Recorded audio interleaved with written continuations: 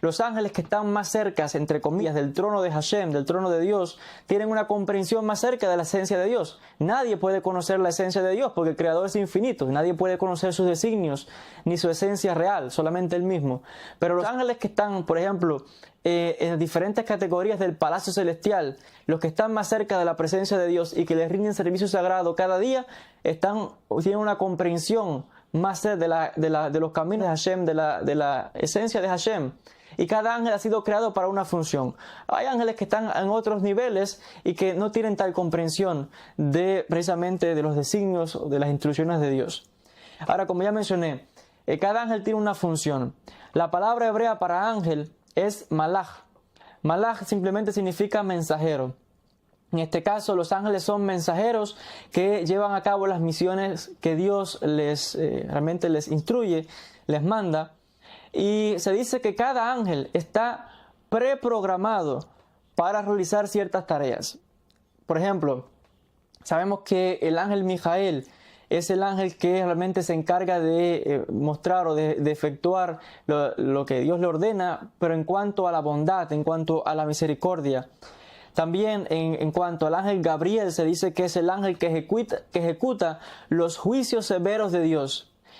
Se dice que el ángel Rafael es el ángel que se encarga de curar, el ángel de las curaciones.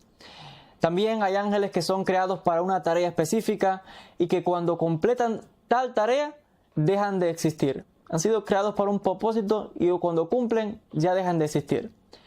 De acuerdo con el Zohar HaKadosh, se dice que la tarea de los ángeles es realmente de transportar nuestras palabras de plegaria y de estudio de Torah ante el trono de Hashem. Se dice que cuando nosotros oramos al Creador y cuando estudiamos la Torah, esas palabras son tomadas y son llevadas ante la presencia de Dios. En el libro de Eclesiastés se habla precisamente de las funciones de los ángeles, cómo llevan estas palabras ante la presencia del Creador.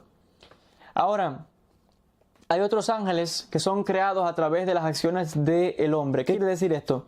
Quiere decir que hay ángeles que cuando, por ejemplo, uno cumple una mitzvah, como menciona el artículo, dice que hay un ángel que se encarga de precisamente reportar ante el trono de Hashem los actos buenos que hemos cometido. Esa energía que hemos dedicado para hacer lo que es bien. Pero cuando cometemos un pecado, cuando hacemos algo que es malo, hay ángeles que también se encargan de llevar esta acción ante el trono de Hashem y son ángeles de acusadores, ángeles de juicio. Cuando la persona muere y sube al cielo, se presenta ante un juicio, ante el trono celestial, donde precisamente hay ángeles que van a defendernos precisamente por las cosas buenas que hayamos hecho, pero hay ángeles que nos van a acusar precisamente por las cosas negativas que hayamos hecho.